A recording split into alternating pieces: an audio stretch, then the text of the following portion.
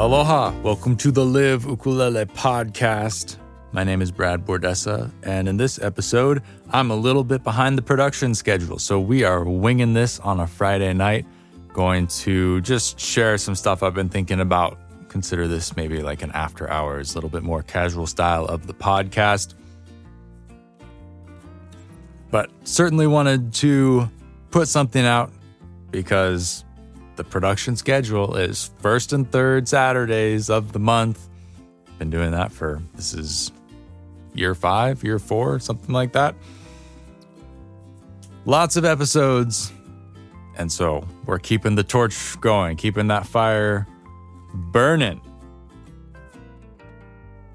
I haven't been playing a super duper lot of gigs, but this month has really felt kind of for the first time like I'm really working as a gigging musician, and that is a part of what I do.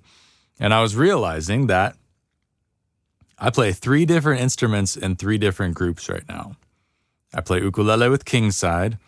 I play bass guitar with Dagan Bernstein for what we're calling the kind sound. And then I play steel guitar with Sweet Kani Lehua, Kioki Kahamoku, Stan Mele Mai, and Larry Miller. And that has been really wonderful because 2 of the instruments are unfamiliar to me. I have to pay attention and work to play them and to be an asset and, hold things up, especially playing bass. I love playing bass with Dagan, and I just like playing bass because of the role that it plays. The bass is the boss, and you can really goof things up, but you also drive the bus. And I find that very fun, especially for like Dagan's music. He has a very strong vision and a strong thing that he brings to the table. And the bass that I'm adding I'm just adding that. I'm not trying to hold anything up or to play a set on my own. I'm not singing any songs really. I add some harmony here and there. But for the most part, I just play the bass and I add the bass underneath what he's doing. And that's been really fun. And then the steel guitar is in a quartet. So there's like hardly anything I do. I just fill in. Steel guitar is not usually, it's a featured instrument because it is often lead lines and it is played as something that, decorates on top. But it's not a core instrument. It's not holding anything up on its own. It's not like a rhythm ukulele or a bass or anything like that. So that's a very different role. And I can really just kind of sit in the back and cruise. And a lot of times the best thing for me to play in that situation is nothing at all. You just stand back there and listen to what's going on and, watch the crowd and just cruise because that's what the music needs. And that's something that I've been thinking a lot about is like serving the music. And our drummer in Kingside, my ukulele playing band where I'm the ukulele player, also not as core of an instrument as it would be for me to play solo or to play in a duo as the ukulele player because Ryan already plays the electric guitar and he holds down a lot of the rhythm stuff. But I feel like in Kingside, I'm kind of more vital than maybe the other groups where I'm just adding to Kingside. Like each of us has a very specific role. And when somebody's not there and we try and play as a trio, you really notice it. But serving the music, and this is something that our drummer in Kingside, Nick, talks about a lot. He's very humble about playing the drums. And he's a great guy. We absolutely love Nick and the energy and vibe that he brings to the band. But as a musician and as a drummer, he has no ego attached to anything that he plays, which makes him very enjoyable to work with. And I think that's something that as the band we do really well is none of us really have an ego attached to anything. If we say like, hey, I'm hearing this in my head, why don't you try that instead? Any of us could say that to any of the other guys and no one's going to be offended. No one's attached enough to their stuff to say, nah, I don't think so. Like we could try it. And if it doesn't work, we all kind of agree like, yeah, I don't that's not really working. Let's try something different. But there's very, very rarely any ego attached to anything. And certainly with Nick, he's really just happy to sit back there and play the groove. And that is a major treat for us because that is not always the case. He's getting a little bit more comfortable with us and with his, we encourage him to like step out a little bit, man. Like play a solo, play a big kind of goofy fill in that spot. A lot of times in practice, we're just goofing around and he's like overhamming stuff up just to be a clown. And we're like, yeah, play that. Like, that's cool. That sounds good because he's showing off a little bit. Like, he's a good drummer. He can play that stuff. And, but it all comes back to serving the music. And I'm starting to work through the process of creating a rock ukulele course where I'm going to teach the ukulele parts for some Kingside songs off of our EP that's coming up that we're working on. Hopefully that comes out soon because I think it would be silly to release the course without the EP being out. So we'll see. I'm going to tell Alan to try and crack the whip on that and get it happening simultaneously. But in doing that, I've been thinking like, what is my specific role and examining it from the outside, breaking it down. I've started transcribing one of the songs and we'll do that for the other tunes. But in doing that, you really realize what you're playing. Like a lot of what we do in the band is intuitive. None of us are really like classically trained. None of us read super well. So we just kind of play and like what sticks. And a lot of times, at least for me, I'm changing my parts all the time. Partially because we don't play quiet enough to always remember exactly everything that we always do. So sometimes it's like, I don't even remember what the chords are for this part. And you just kind of tread lightly and fake something so it comes out different. But then often, I'll hear something, imagine something in my head and play that. And it's different. It's something that I haven't necessarily done before. But what is always foremost in my mind is trying to serve what the music needs. And to flip the script a little bit, that's for me in my role as a professional musician in a group context or as a solo performer. I stole Alan, our bass player from Kingside, to play a duo gig, just play some background Hawaiian music down on the coast for a private party. And that's basically me holding up everything, and then Alan's just adding in the bottom for me, kind of as a mercenary musician.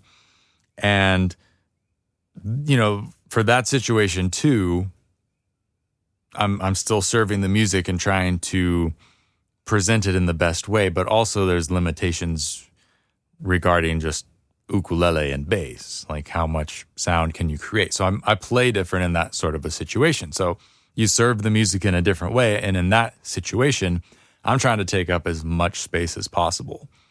And Alan takes up as much space as he can to kind of fill it out and make the sound as big as possible with just two people. But I teach lessons too, and so I kind of see it from the other side where people always try and play big. Like a lot of people like to learn solo arrangements and how to create them. And one of my favorite things is teaching students how to make their own solo arrangements so they know how to do that. You figure out the melody, figure out how to play the melody, and then decide what the chords are, what you think the chords are, and then you put them together. And we talk about how to do that.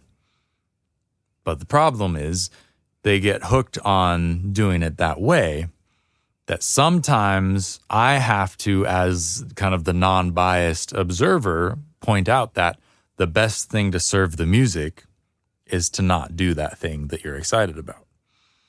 Because solo arrangements on a solo ukulele are the way to get the biggest sound, because you have the melody and the harmony and the rhythm. You have all the parts happening at once. It kind of creates the illusion of more instruments maybe than you would expect otherwise. And that big sound is very appealing because you don't sound as naked when you play. But also, when you play as a solo ukulele player, you have a limited dynamic range of what your ukulele can produce just as an instrument. You have as quiet and as sparse as you can play, and then you also have as loud and as dense as you can play. Like those are the two ends of the spectrum, and then you have to play with what happens in the middle and how you move between them. Because music that only uses one dynamic is very boring. It doesn't do anything. It doesn't go anywhere. Maybe you're playing all the notes right. Maybe you're playing all the chords right. But if the dynamic is flat the whole way through the song, it's not very engaging emotionally. And if you change that dynamic and you kind of push and pull and some parts are louder, some parts are quieter, it becomes more interesting.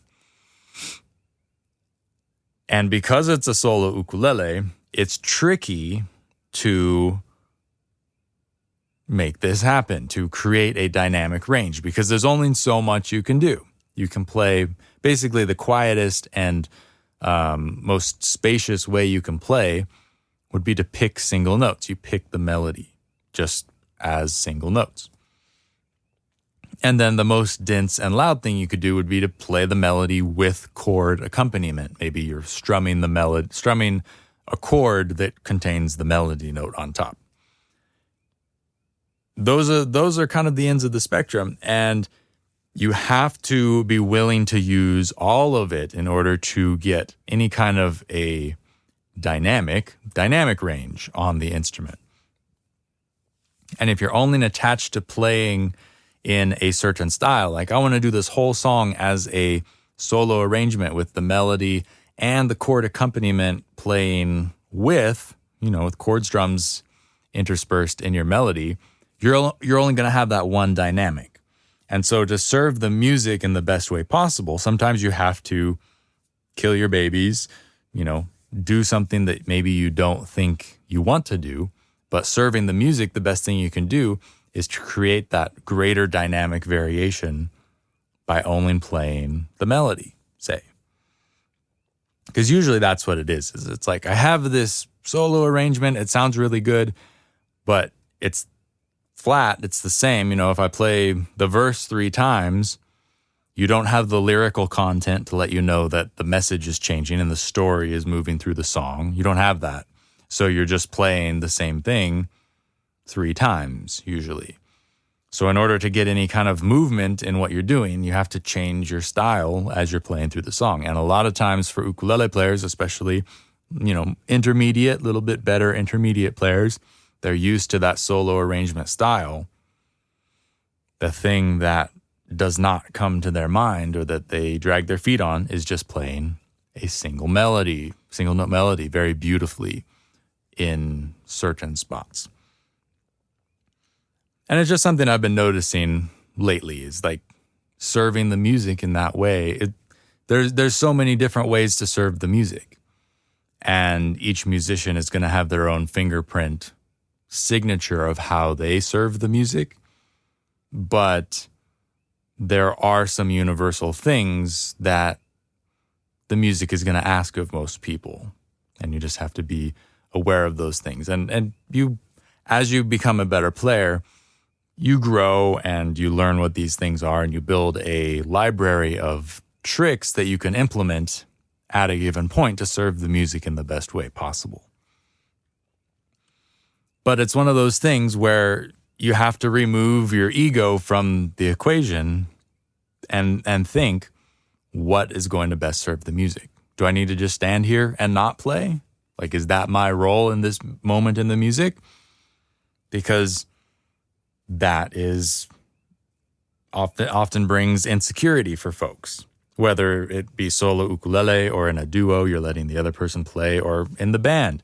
Like when I'm playing with Kingside, full rock band. If you're always bashing away and everybody's playing very loudly, it's going to get boring, even though that moment of excitement is high. If you always do that, it's boring. So if we break down the song and have, less sound and more low dynamics, quiet dynamics, a lot of times I won't even play, because if I'm playing, I'm adding to the density of the music, then that's not what is needed for that part. So there are moments in songs where I won't play, or Ryan won't play, or Nick stops playing, or Alan stops playing.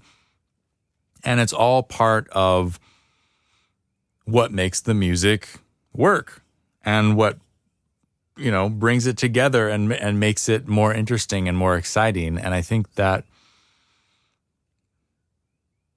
we are very fortunate, speaking specifically to Kingside mostly, we're fortunate to have 4 dudes in a room who, have fairly small egos as far as musicians go, and we can just do the things that are best for the music and recognize those and implement those in the effort or in the goal of serving the music as best we possibly can.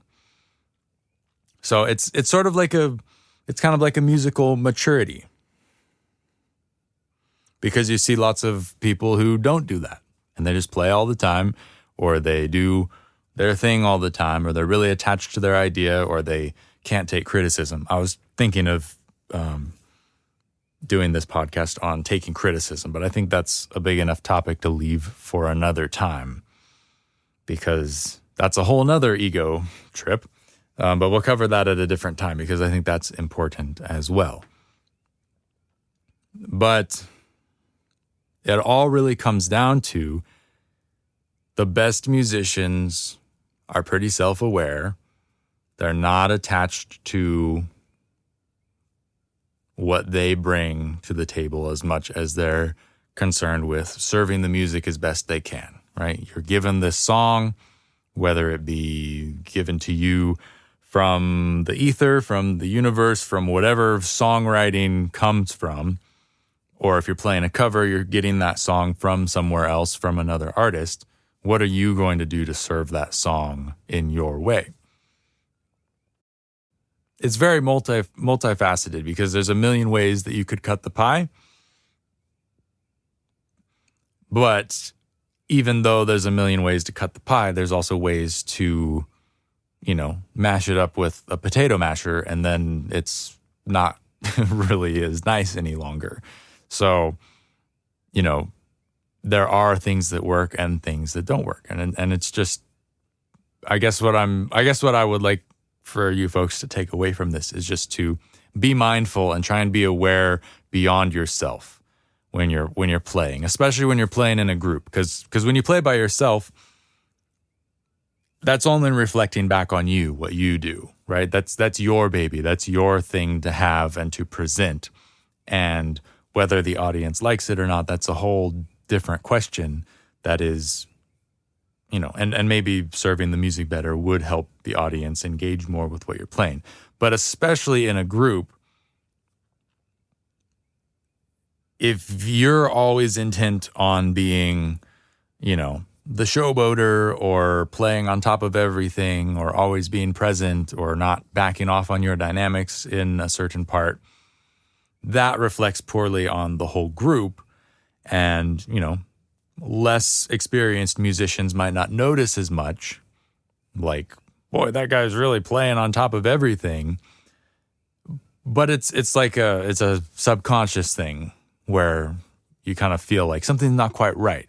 And so if you can look at the bigger picture from outside yourself and outside your ego, then it's easier to see, like, okay, what would make this music as beautiful as possible? And this is the kind of thing that I think is where a lot of lesson time should be spent, but it's not.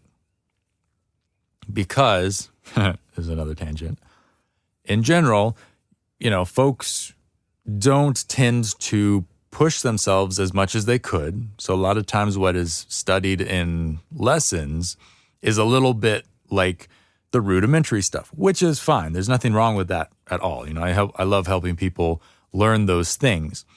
But I feel like if you're going to work up to the point of taking lessons, that's the kind of stuff that, like, you can practice scales on your own. You can practice chords on your own. You can practice time on your own. You can do all that stuff on your own and kind of figure it out. But it's that sort of inner workings of music and how to serve the music that is hard to learn on your own. And that's where you can say to an instructor, here's what I have. What would you do to make it better or to serve the music better? And, you know, I feel like I've been very fortunate to have strong critiques over the years from people who are worth listening to, not just from any Yahoo, but like people who really know their stuff, and they are sharing critiques in the interest of helping me grow as a musician. Like, you're doing this and it's not working because of XYZ. And I know this, right? As the person giving the critique, they know what is happening, and they know how you can avoid it or how you could make it better. And so that is a very fortunate thing. But also it's something that you can get from music lessons and instruction. And it's something that I would encourage people to spend a little bit more time on. And that's what I try and, you know, steer my students in that direction. Like, well, assuming that you were to, you know, spend as much time as you need to practice this stuff and to have it down, then what can we do? Then what can we add to the music to express it better and make it breathe and make it feel like, you know, real music? That's what people want to create, is real music. So it's those other aspects. It's not about the notes. It's not about the chords. You know, it's kind of about the timing. You got to have good timing and stuff. But, you know, I would rather hear a flat, bare melody played beautifully than some complicated thing that just sounds like garbage, right? That's because of the quality of the music. You're serving the music better by playing the simple thing beautifully than loading it up with a bunch of fancy stuff that doesn't actually accomplish anything. And so it's just experience, getting to know what those things are and what you can get away with and what, you know, is going to create a more beautiful presentation at the end of the day when you go to play the song. But it's also something you have to be aware of. And it's something to pay attention to. And this is a great reason to record yourself when you play, or if you're a performer, to videotape yourself along with the audio so you can watch and see what happens and see how you come across on stage. You know, it's those kinds of things that bring the music to life. So try and be as self-aware as possible.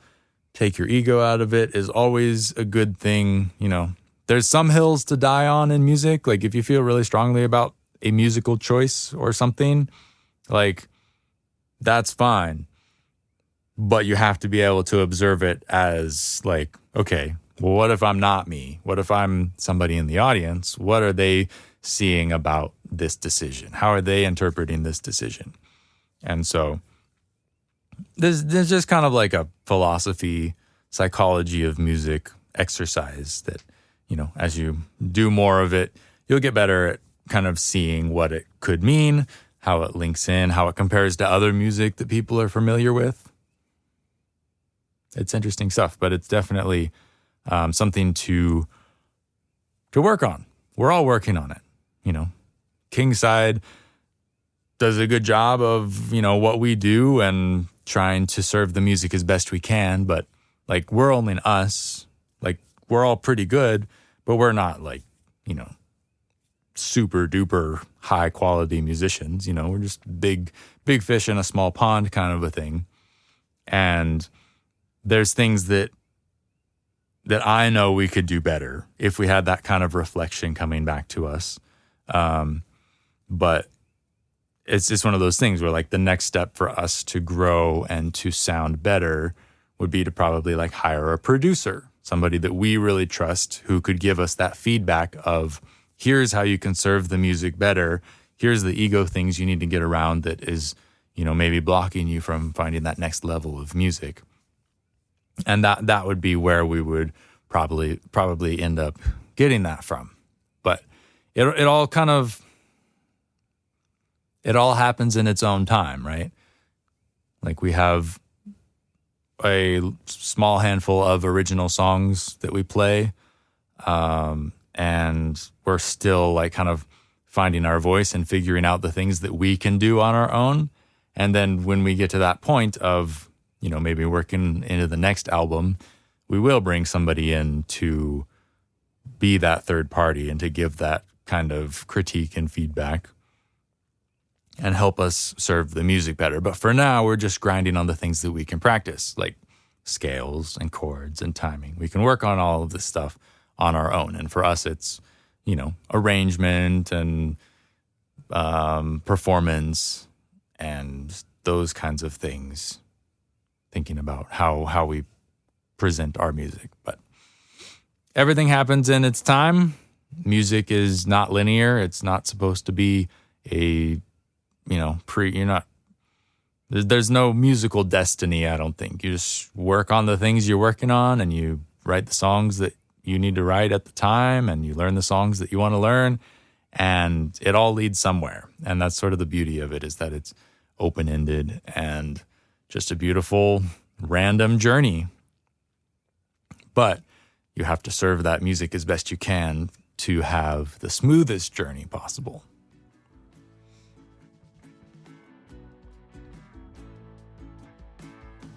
So thanks for tuning in. I don't know if I'm going to edit any of that. I think that was pretty smooth.